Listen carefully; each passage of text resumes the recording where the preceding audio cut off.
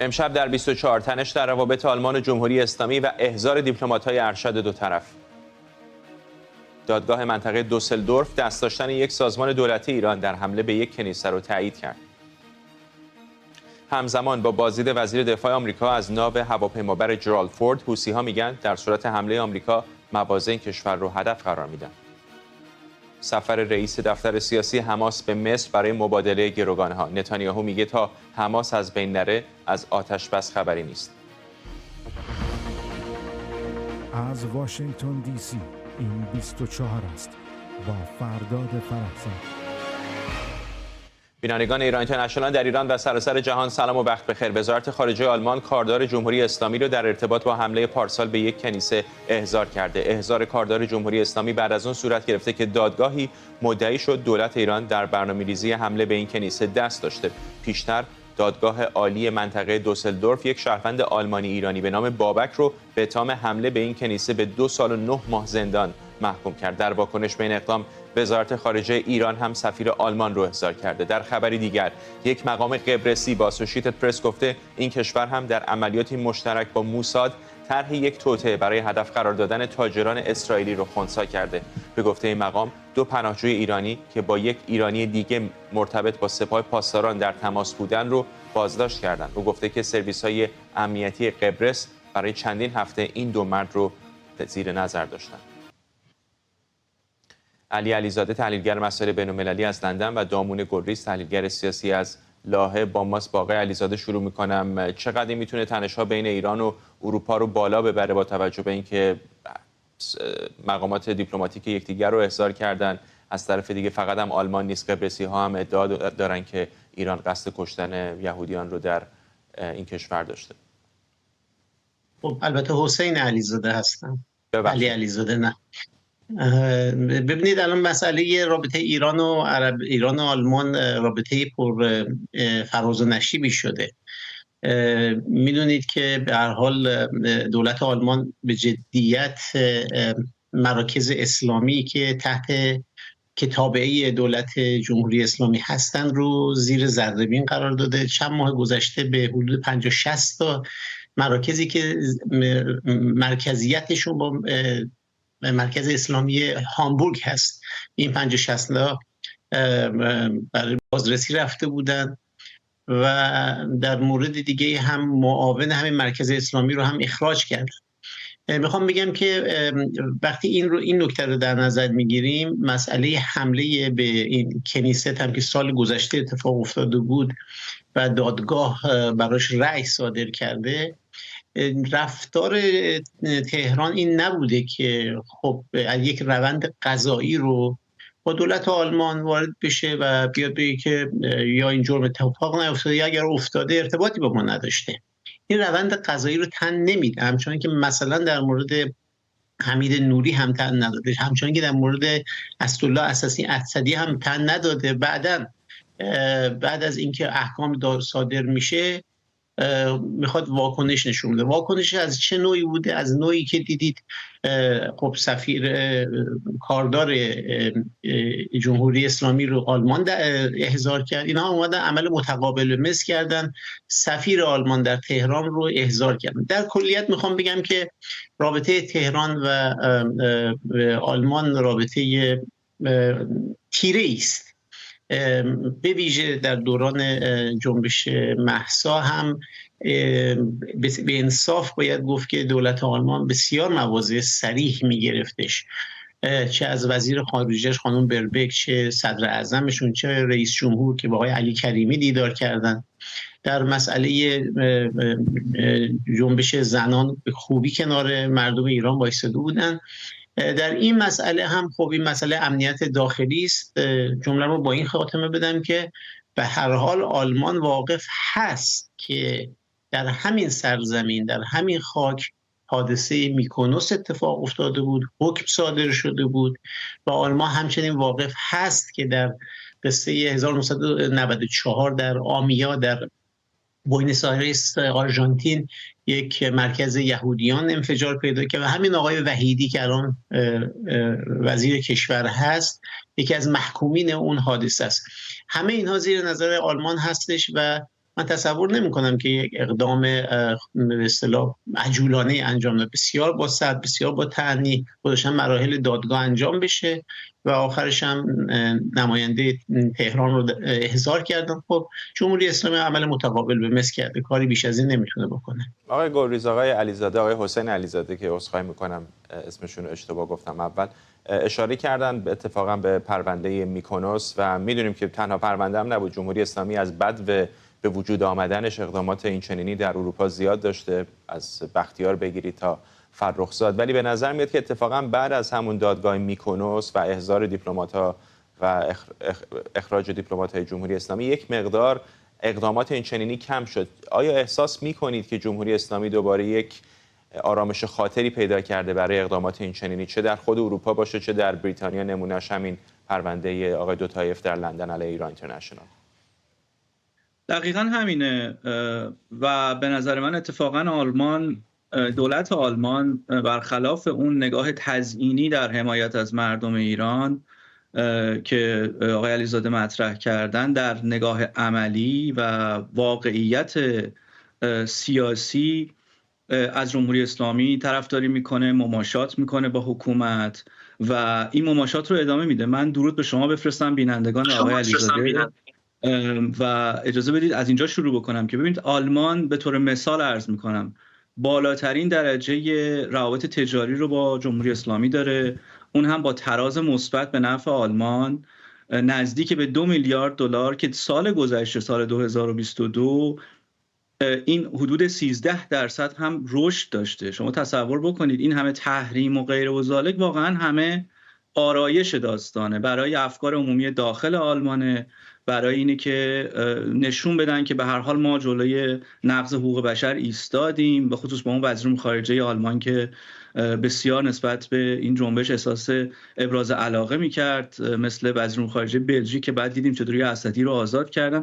ولی در واقعیت اینه که با جمهوری اسلامی مماشات میکنن. به طور مثال الان آلمان در این ائتلاف 10 کشوری امریکا برای جلوگیری از موشک‌های فرستاده جمهوری اسلامی به حوثی‌های یمن که نیمی از تجارت جهانی رو تحت پوشش خودش و تحت تأثیر خودش قرار داده، در یمن با موشک‌های و پهپادهای ساخت ایران شرکت نکرده. یا به طور مثال آلمان هنوز در خصوص قرار دادن سپاه پاسداران در لیست تروریستی اقدام جدی نکرده. یا به طور مثال مقامات نزدیک به جمهوری اسلامی از آقازاده‌ها تا غیره بگیرید در آلمان که سرمایه‌گذاری‌های کلان کردن، چون این 2 میلیاردی که عرض کردم خدمتتون به عنوان تجارت با جمهوری اسلامی که بالاترین درجه در اروپا هست، قطعاً توسط همین آقازاده‌ها انجام میشه دیگه. میدونید چند وقت پیش در هلند یه داکومنتری مستندی پخش شد که در اون مشخص شد که یک شرکتی که اتفاقا در همین لایحه هم ثبت شده کنار دادگاه عالی،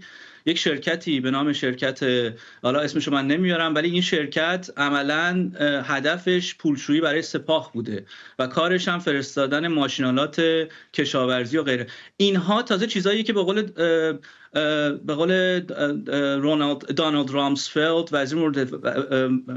وزیر دفاع پیشین امریکا در زمان بوش پسر، چیزهایی که ما میدونیم. یه چیزهایی هم هستش که ما میدونیم ولی نمیدونیم، یعنی میدونیم که جمهوری اسلامی انجام میده ولی واقعا اطلاعاتش نداریم. از این جهت سیاست غرب تا وقتی که فعلا بایدن این سیستم رو دنبال میکنه این نیست که در مقابل جمهوری اسلامی بازدارندگی به وجود بیاره و جمهوری اسلامی هم با کمترین هزینه هم کار تروریستیش رو میکنه، هم تجارتش رو میکنه، هم نیروهای تحت حمایت خودش رو حمایت میکنه. خاطرتون هست که در آلمان خبر اومد که گروه‌هایی هستن که دانشجویان پیشینی که در اونجا در شرکت‌های کار میکنن که برای گزارش مخالفین جمهوری اسلامی در اینستاگرام کار میکنن. همین گروه‌ها در هلند به طور مثال در کشورهای دیگه هستن که شناسایی استفاده از هوش مصنوعی برای شناسایی بی‌حجابان رو به اصطلاح کمک میکنن. خب اینها چرا جلوشون گرفته نمیشه؟ وقتی ماها این رو میدونیم قطعا نیروهای اطلاعاتی امنیتی و دولت‌ها خیلی بهتر این رو میدونن. به خاطر اینکه به دنبال مماشات با جمهوری اسلامی هستن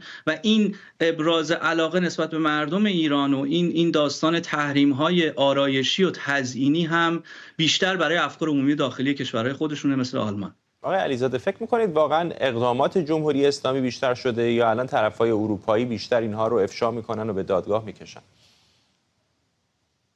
ببینید، من صراحت کلام و صراحت رفتار بیشتری از دولت‌های اروپایی در کلیت و تک تک کشورهای جزو اتحادیه اروپا صراحت بیشتری می‌بینم. آنچه دامون عزیز گفت من در کنارش هستم، یعنی قبول دارم که آنچنان که باید اقدامات شایسته و بایسته در حد کمال انجام نشده، این رو من اعتراف کنم. اما آنچه که من اشاره می‌کردم این بود که من روندی رو می‌بینم که به هر حال مواضع دولت آلمان بسیار تفاوت کرده. به هر حال می‌بینیم دولت آلمان یک روحانی بلندپایه و معاون اون مرکز اسلامی رو کلاً اخراج میکنه. به 50 و چند مرکز اسلامی تابعه همین مرکز اسلامی هامبورگ حمله کرده، یعنی حمله که بازرسی کرده که اسنادی رو به دست بیارن. ببینید، میخوام سال گذشته هم که اشاره کردم در جنبش مهسا چگونه رفتار کرده، اما آیا اینها بسنده است؟ خب قطعا نه. اما آنچه که ایشون میگن که به اصطلاح نمایشی، من نمیتونم تلقی بکنم نمایشی است، به دلیل اینکه به هر حال در همین مسئله قرار دادن نام سپاه به عنوان یک نهاد تروریستی، شما نگاه کنید که اتحادیه اروپا با رأی بسیار، پارلمان اتحادیه اروپا با رأی بسیار بالا رأی دادن که این نهاد تروریستی است. البته شورای اروپا که نهاد اجراییش هست اینو به جریان نگذاشت. اون زمان این تعبیر رو به کار بردم که میخوام دامون عزیز این توجه رو بدم.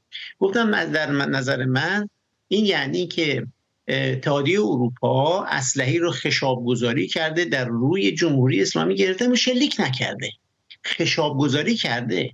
به این معنی که اگر شرایط رو به هم بزنید، اگر بیش از این افراطی بازی در بیارید، فقط کافیشون دیگه یک نشست 10 دقیقه‌ای نشست و برخاست بگیم که تمام کشورهای اتحادیه اروپا، شورای اتحادیه اروپا هم آنچه که ما مصوب در پارلمان کردیم به اجرا میگذاریم. ببینید وقت چه آواری بر سر جمهوری اسلامی خراب میشود که نهاد سپاه پاسداران یک نهاد اقتصادی هم هستش، چه هولدینگ های زیر نظرشه، زیر تحریم. میخوام بگم که اگه از این زاویه هم نگاه کنیم، اقدام مقتضی مهمی رو انجام دادن. البته اون تریگر و اون ماشه رو نچپوندن. باز تاکید میکنم، آیا اینها بسنده است؟ آیا ما به اندازه کافی باید خرسند باشیم؟ البته که نه. البته که بایستی فعالینی که در این کشورها هستن بیشتر تلاش بکنن، بیشتر تأثیر بگذارن. الان در پارلمان آلمان بسیار چندین ایرانی صاحب نام داریم. ولی در کلیت میخوام باز حرف اولم رو تکرار کنم. به نظر من روندی که آلمان، حالا چون بحث آلمان رو داریم، روند آلمان روندی بوده که مواضع خودش رو با تهران صریح‌تر کرده و حالا البته اقتضای زمان هستش که ببینیم در آینده به کجا منتهی خواهد شد. ممنونم از هر دوی شما آقایون. حسین علیزاده تحلیلگر مسائل بین‌الملل از لندن و دامون گلریز تحلیلگر سیاسی از لاهه.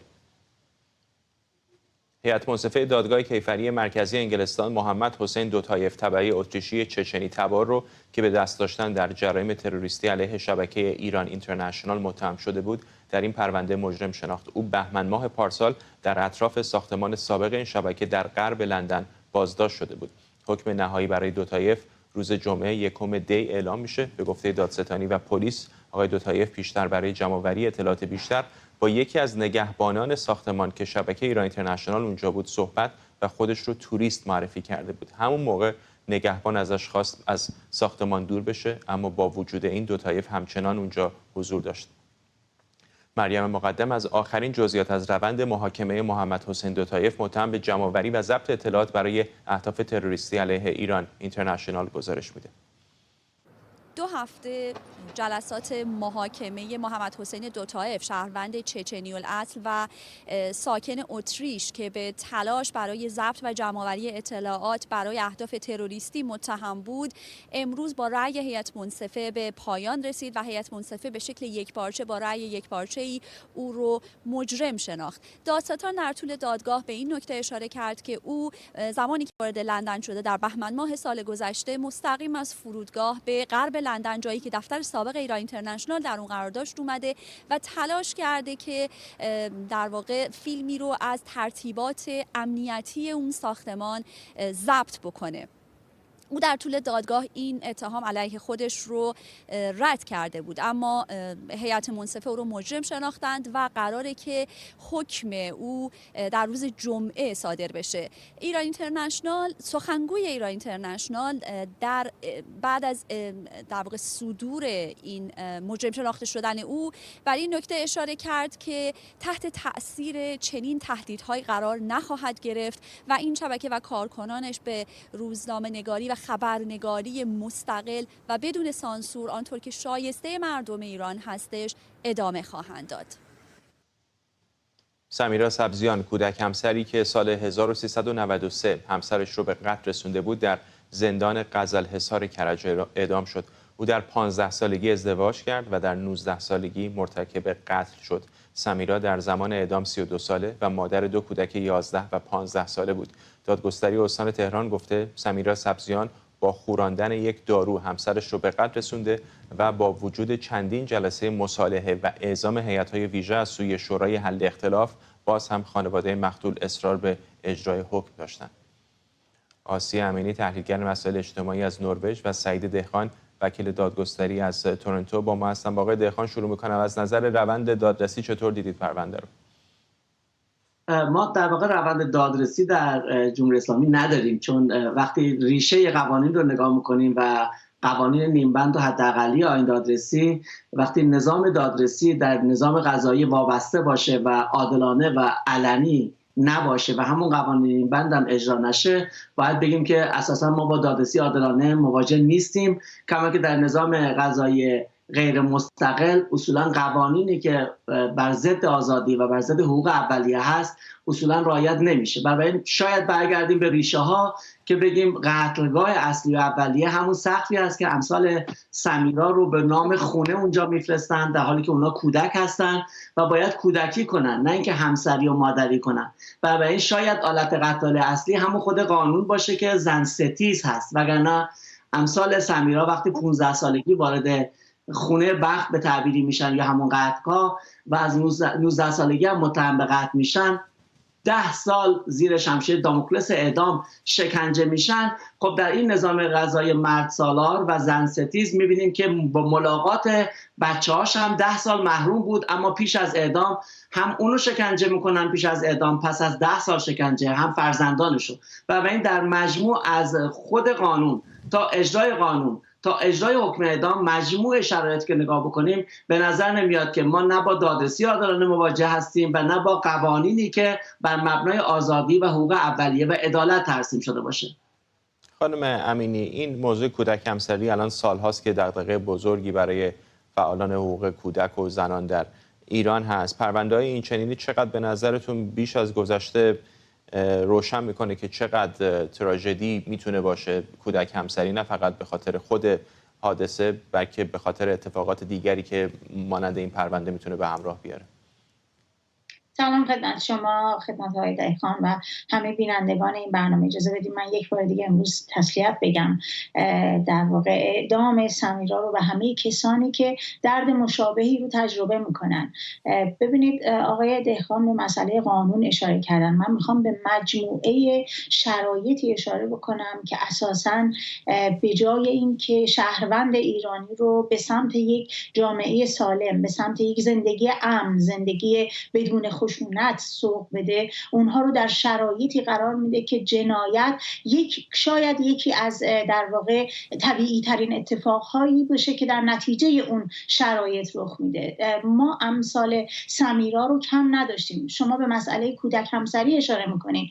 علاوه بر این کودک همسری که شاید نام درستش تجاوز به کودکان هست، کودکانی که به خانه بخت فرستاده میشن با این تهدید که باید با کفن برگردن، با لباس سفید میرن، با لباس سفید برمیگردن. یعنی نه حمایت خانواده رو دارن، نه حمایت قانون رو دارن، نه حمایت جامعه مدنی رو دارن، نه کسی میتونه جلوی این خشونتی رو که نه فقط با ازدواج اجباری بلکه با ادامه یافتن اون در شکل‌های مختلف خشونت خانگی تکرار میشه رو بگیرن. بنابراین از طرف دیگه قانونی هست که به اشکال مختلف داره به زن ستم میکنه. یعنی شما در همون زندگی مشترک مرد حتی اجازه دوباره عاشق شدن داره، زن اگر چنین اتفاقی براش بیفته به هزار شکل مختلف تنبیه میشه و مجازات میشه. بنابراین در چنین شرایطی که راه فراری وجود نداره، جنایت خود قانون جرمخیز میشه، شرایط جرمخیز میشه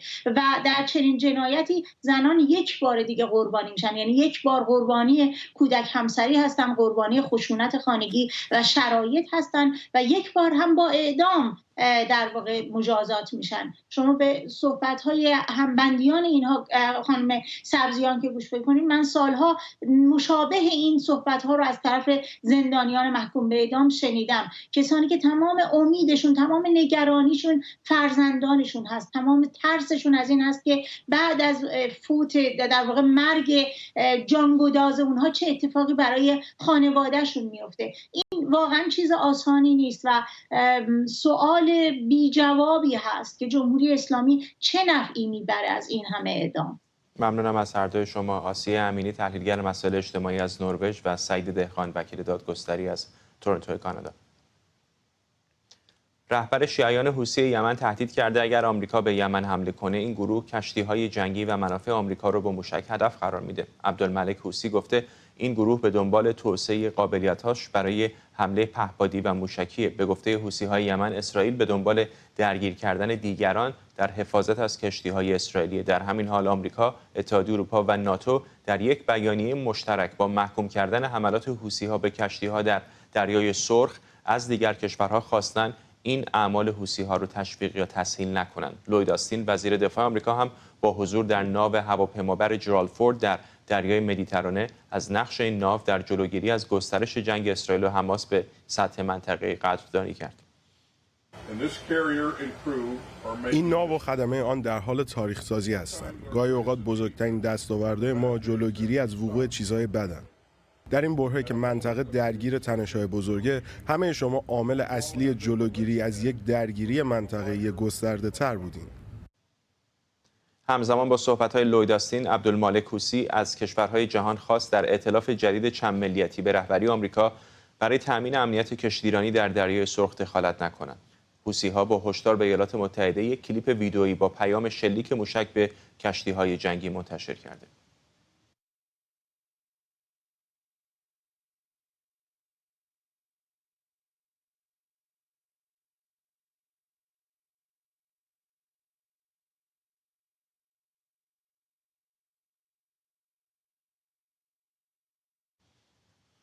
ویدیوش به نظر صامت میاد. حسین آریان، کارشناس امور نظامی راهبردی از نیوکاسل با ماست. آقای آریان، به نظر میاد که در این قماری که حوثی‌ها انجام دادن قصد عقب نشینی هم ندارن، علیرغم تشکیل این گروه ضربت، علیرغم ائتلاف بین‌الملل، حالا خود آمریکایی‌ها رو هم دارن تهدید میکنن. خب این انتظار میرفت از عبدالمالک حوثی که چون این حرفی رو بزنه. حوثی‌ها خب توان به نسبی دارند و تا حالا میدونیم که مثلا تا به حال حدود 100 حمله انجام دادن، یعنی 100 حمله موشکی و پهپادی علیه کشتی‌ها و اسرائیل اینا، ولی واقعا به نتیجه اونچنانی نرسیدن، غیر از اینکه یه ناوی رو، یه کشتی رو به هر حال توقیف کردن، رو بودن، صدمه‌ای وارد کردند. ولی این نیروی رزمی که داره تشکیل میشه در قالب همون 153 نگهبان رفاه، پراسپریتی گاردین، کشورهایی تا حالا کشورهای مهمی به این ملحق شدن که ناو اعزام بکنن. بریتانیا، حتی ایتالیا، کانادا، بحرین هم به هر حال میخواد کمکی به این موضوع بکنه، نروژ. اینها میتونن به باور من اگر در منطقه گشت بزنند، بیشترش به 2 تا استان تعز و استان الحدیده در امتداد دریای سرخ، میتونند در زمان فعلی با توجه به موضعی رو که گرفتن بازدارندگی ممانعتی به وجود بیارن، جلوی حملات پهپادی و جلوی حملات موشکی حوثی‌ها رو بگیرن. و به پهپادی اشاره کردید، حوثی‌ها دارن میگن که این توان پهپادیشون هم داره بیشتر و قوی‌تر میشه. به گمانم حمایت‌های ایران هم نقش مهمی داره در این مورد، اینطور نیست؟ خب به هر حال اون چرا که داشتند از ایران گرفتند، چند نوع از پهپادها دارن، پهپادهای شاهد را هم در اختیار دارن، ولی توانی رو که داره جمع جور میکنه آمریکا، یعنی واقعا داره سازماندهی میکنه، این به باور من میتونه جلوی این کار رو بگیره. اما حوثی‌ها هنوز واقعا از برخی از سلاحاشون استفاده نکردن. این برای خود من وقتی که فکر میکنم اون چه که در دریا ممکنه اتفاق بیفته، میتونه واقعا یک اختلالات عجیبی در خود دریای سرخ به وجود بیاره و اون استفاده از مین هست.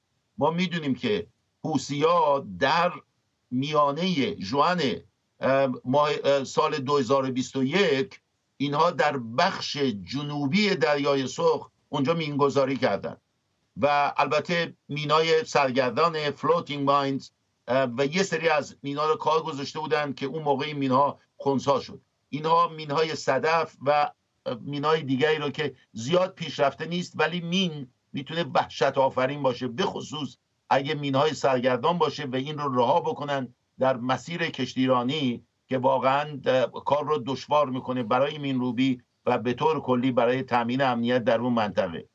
یه ابزارهایی در دست دارن، ولی آمریکا هم با این نیروی رزمی که تشکیل داده، ناو هواپیمابری رو که در منطقه داره، ناو آیزنهاور، ناوهای همراه، به اضافه توانی رو که در منطقه داره، میتونه جلوی اینا رو بگیره. یه نکته ای رو که شاید تا حالا زیاد درش تکیه نشده و اون پایگاه لمونیره. این پایگاه لمونیره رو که آمریکا داره در جیبوتی، درست همون منطقه به حساب باب المندب هست.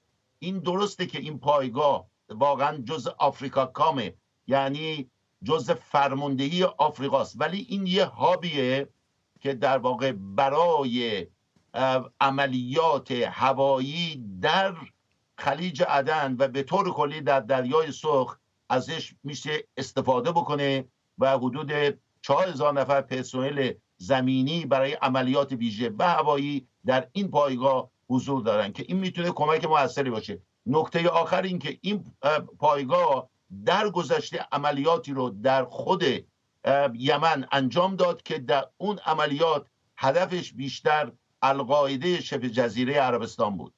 ولی گمان میکنم خود جیبوتی هم نگران خواهد بود، نه؟ کشور نسبتا کوچیک و ضعیفی است در مقایسه با اندازه یمن، درست در همسایگیشون هست در اونور خلیج. چقدر فکر میکنید که اونها نگران خواهند شد که دامنه جنگ ممکنه به اونها بکشه و حوثی‌ها بخوان به جیبوتی حمله کنن؟ فکر نمی کنم، برای اینکه علاوه بر پایگاه آمریکایی‌ها در اونجا، چین هم در اونجا پایگاه داره و به هر حال در اون منطقه حضور دارن. ولی یه نکته در این نیروی رزمی که تشکیل شده که نگفتم و اون واقعا عدم شرکت عربستان سعودی و امارات و مصر هست که حالا این صحبتش هست و به نظر میرسه که در سطح دیپلماسی دارن کاری میکنن که این کشورها واقعا بپیوندن و وارد میدان بشن. ولی برای نمونه عربستان در مورد اون به حساب آتش بس لرزان و آتش بس به حساب که به وجود اومده، در مورد اون نگرانه و دیگر کشورها به باور من به خاطر جامعه خودشون، برای اینکه اینها واقعا در گردانندگان کشور هستن، اینا دیپلمات‌ها هستن، اینا ولی مردم معمولی باید به هر حال نظر اونها رو هم اینها رو واقعا بگیرن، به حساب در نظر داشته باشن که اینا چه فکر میکنن. به نظر میرسه با توجه به گزارش‌هایی که من خوندم، به نظر میرسه که بیشتر مردم در کشورهای عربی به هر حال از حوثی‌ها، از فلسطینی‌ها پشتیبانی میکنن و این کشورها باید این رو هم در نظر داشته باشن. به همین جهتی که فعلا اکراه دارن که به این نیروی رزمی آمریکا بپیوندن. ممنونم از شما حسین آریان، کارشناس امور نظامی راهبردی از نیوکاسل.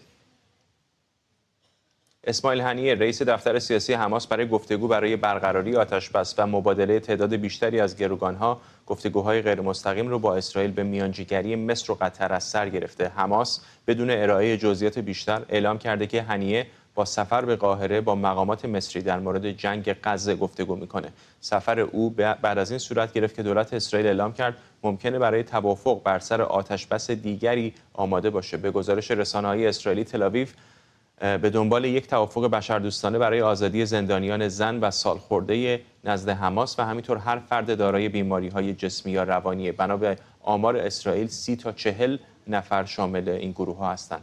رئیس دفتر سیاسی حماس پیش از سفرش به مصر در دوحه با وزیر خارجه ایران دیدار و گفتگو کرد. حسین امیرعبداللهیان با تاکید بر اینکه جمهوری اسلامی به تلاش‌های حداکثری دیپلماتیکش در حمایت از فلسطین ادامه میده، گفته اینکه آمریکا به این نتیجه برسه که جنگ راه حل نیست تحول بزرگیه. آنتونی بلینکن وزیر خارجه آمریکا هم ساعتی پیش به خبرنگاران گفت از شدت جنگ بین اسرائیل و حماس باید کم بشه و نیروهای اسرائیلی عملیات‌های هدفمندتر انجام بدن.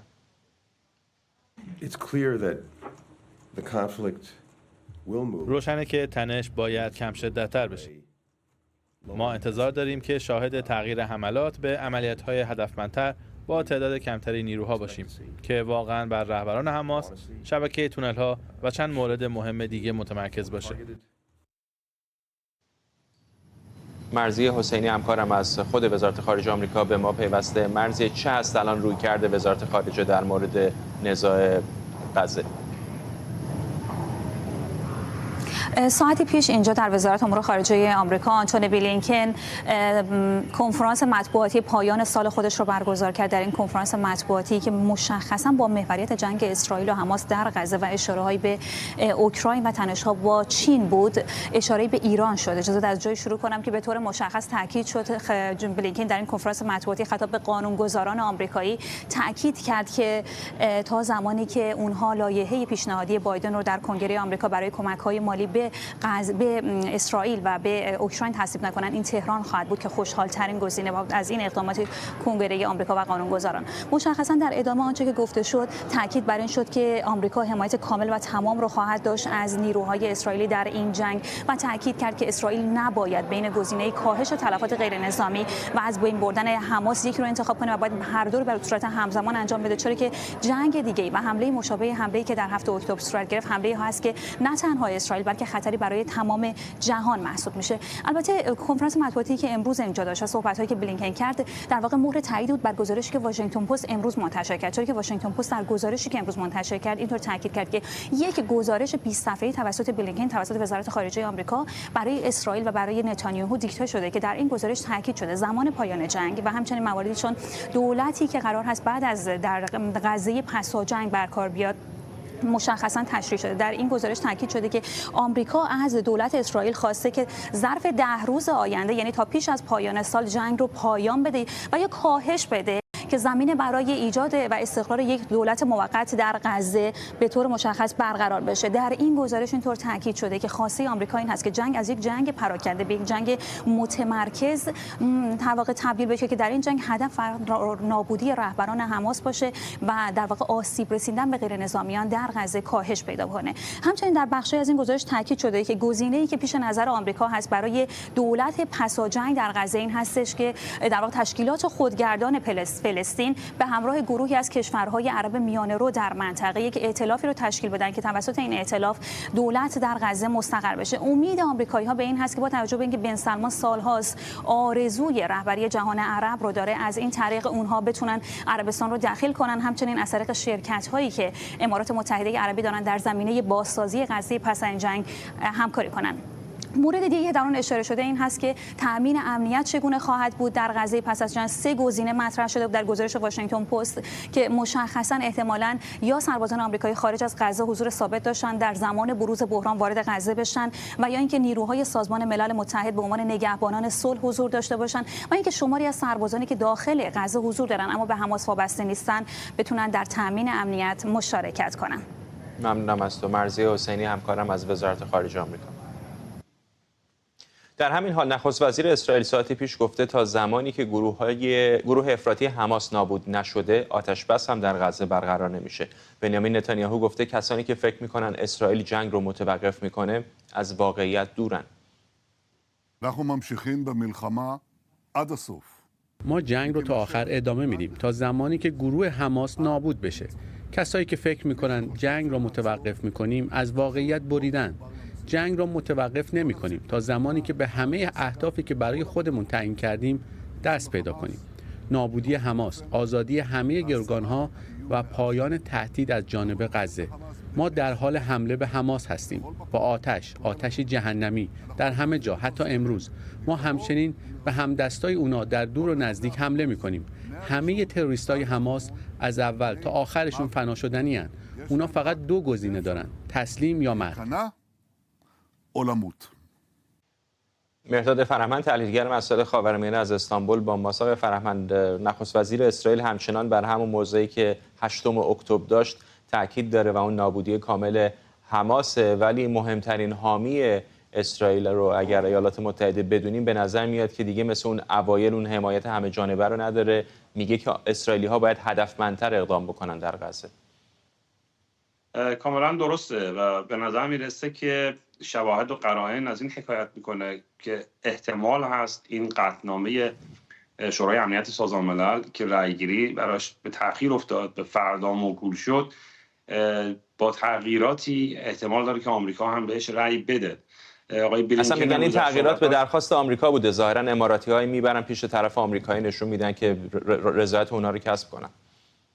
دقیقاً به همین دلیله، چون که اگر میخواست مثل قطعنامه‌های پیشین باشه که سرنوشتش مشخص بود و این بار تا اونجا که تونستن به هر حال با آمریکایی‌ها چونه زنیشون رو کردن تا مقدار زیادی مقصود آمریکایی‌ها توش به نحوی برآورده هست، اما آمریکا بیشتر از این میخواد. آمریکا میخواد که مسئله آینده غزه مشخص بشه و اینکه این به زیان اسرائیل تمام نشه. اون بندی که در قطعنامه هست در خصوص اینکه آینده غزه باید به راه حل 2 دولت سپرده بشه، در واقع همون چیزی است که آمریکا هم باش توافق داره، چون راه حل 2 دولت یعنی که اینجا هم به تشکیلات خودگردان در اولین گامش اینه که غزه رو بدن دست تشکیلات خودگردان. آمریکا همین رو میخواد، در قطعنامه هم همین خواسته شده. آن چیزی که آمریکا میخواد اینه که یک جورایی توش محکومیت حماس، اینکه حماس باید سلاح رو زمین بگذاره، اینها هم اضافه بشه.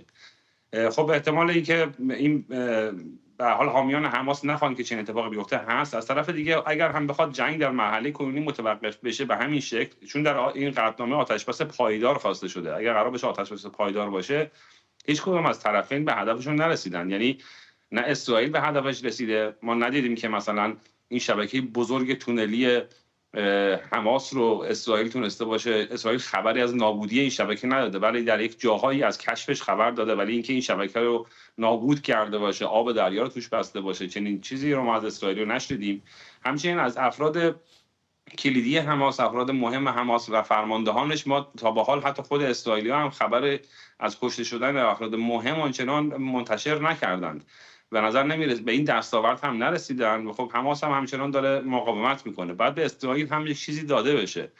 بنابراین من به نظر میرسه که مسئله آینده غزه بدون حماس چیزی است که میتونن که روش توافق بکنند و از طرف دیگه این در این سو هم اگر بخواد این آتش‌بس پایدار بدون این باشه که حماس تعداد زندانیانی خواستارش بود بهش دست پیدا بکنه، این هم برای حماس شکست بزرگیه، چون جنگ پایان میپذیره با ویرانی بسیار زیاد.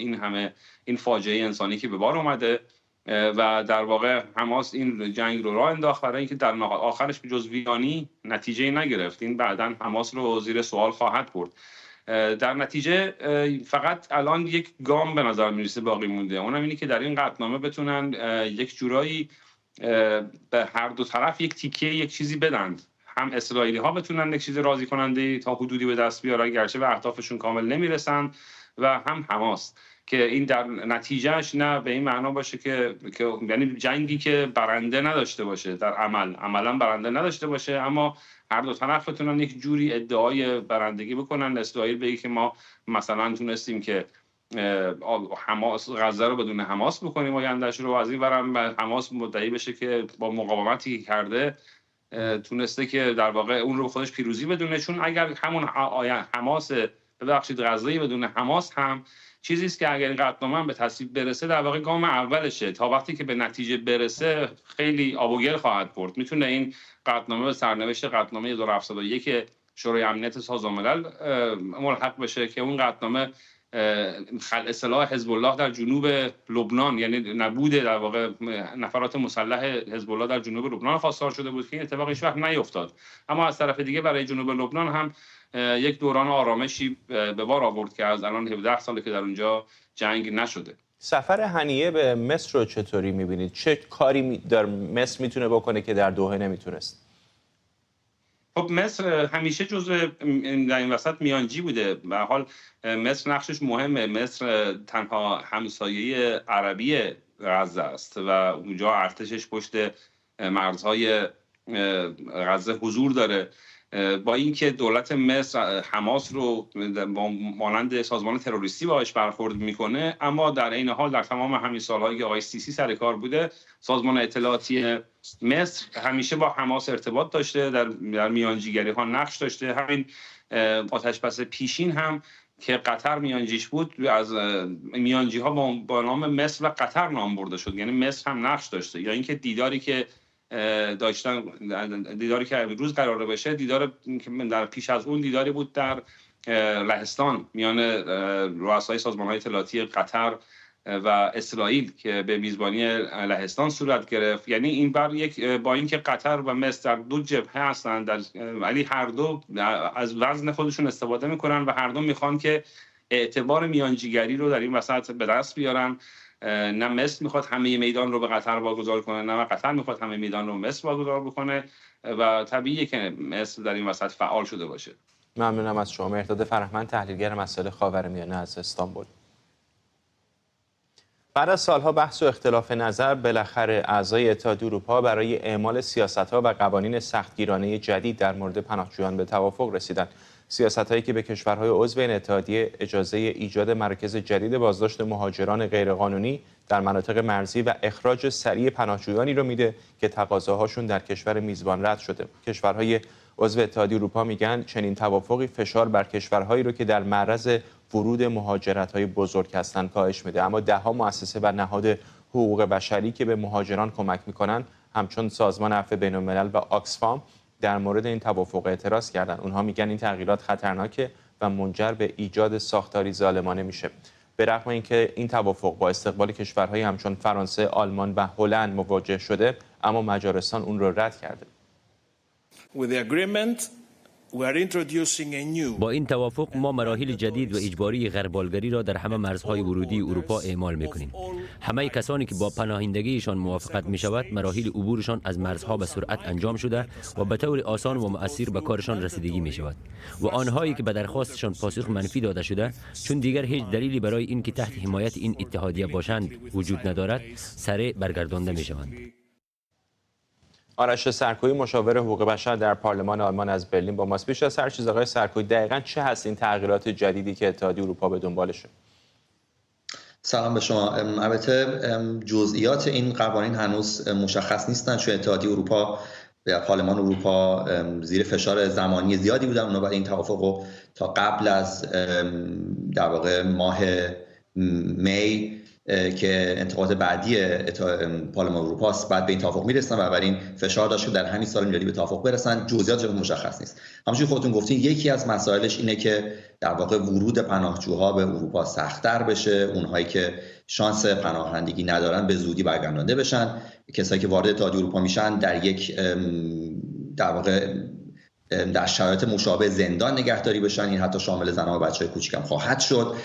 یک مسئله مهم دیگه اینه که دارن سعی میکنن یک سیستم همبستگی در اروپا وجود بیارن با این باشه که کشورهایی که پناهجو نمیپذیرن مثل مجارستان، لهستان و کشورهای دیگه در واقع یک در ازای اون مبلغی رو واریز بکنن به کشورهایی که پناهجو زیاد میپذیرن مثل آلمان.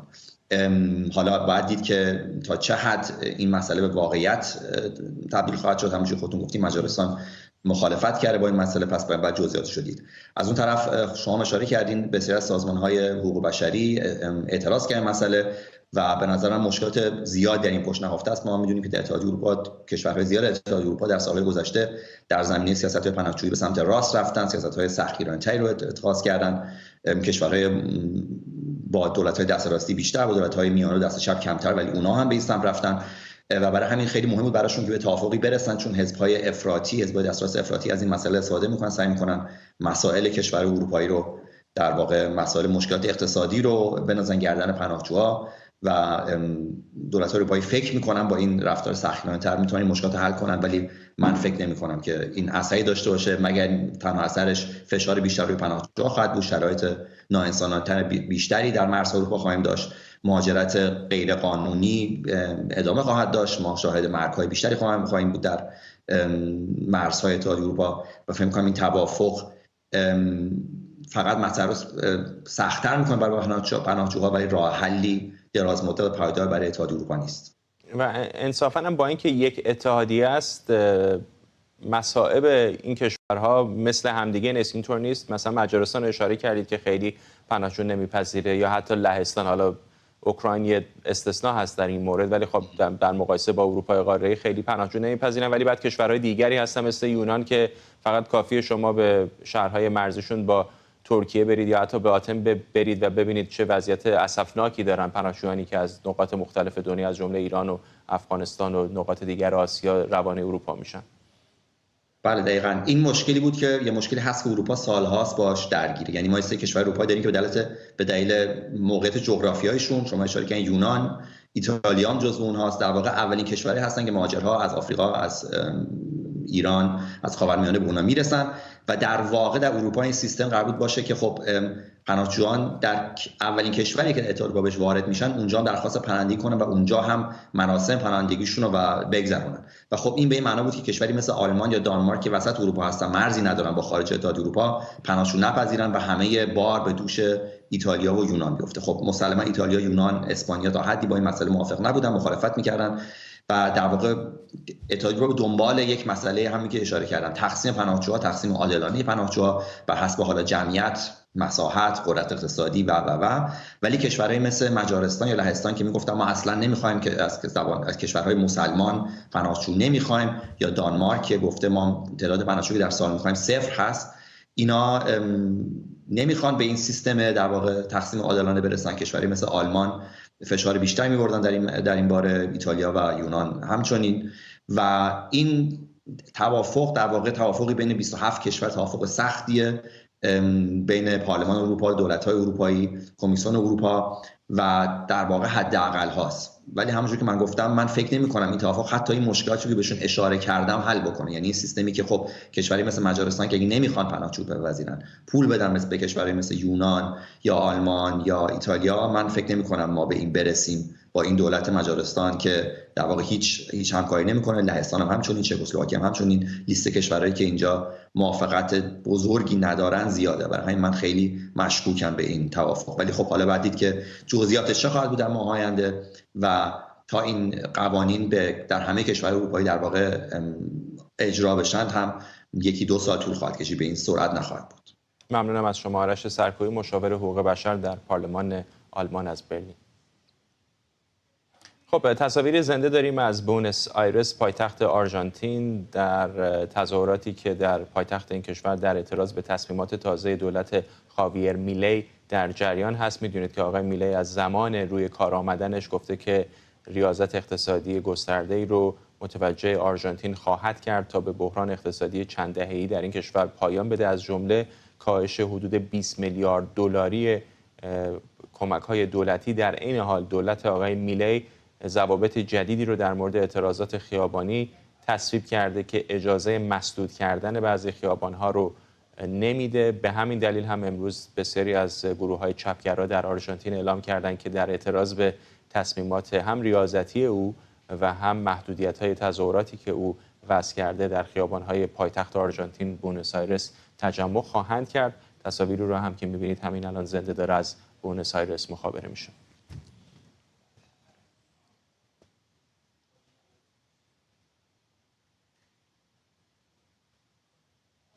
در تصمیمی تاریخی دادگاه عالی ایالت کلرادو صلاحیت دونالد ترامپ برای رقابت در انتخابات ریاست جمهوری 2024 این ایالت را رد کرد.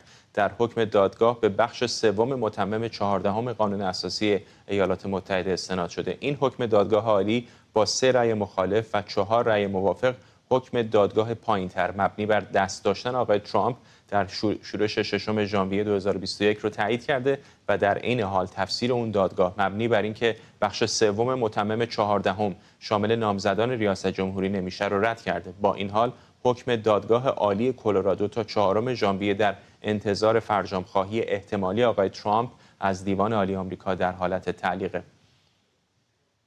همکارم آرش علایی از کنگره آمریکا با ماست.